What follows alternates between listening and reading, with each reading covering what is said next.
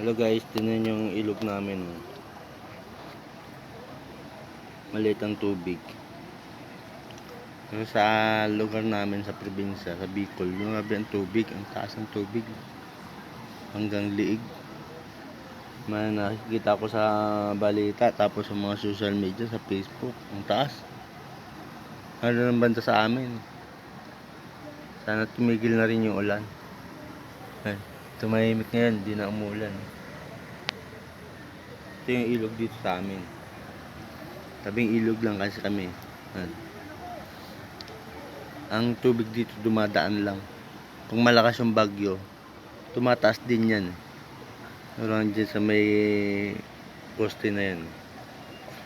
Pero hanggang doon lang. Tapos pag tumigil yung ulan, wala na. Saglit lang kasi mataas yung Cavite. Mataas yung Dasmariñas. Ayun. Mga naglalakad-lakad pa nga. Dalawang bata.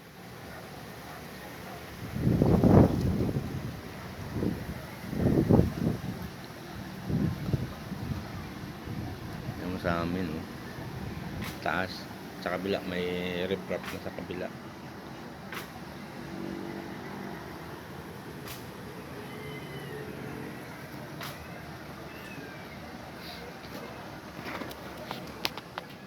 Naalala ko yung bagyong Rosing doon sa Bicol. Malit pa ako nun.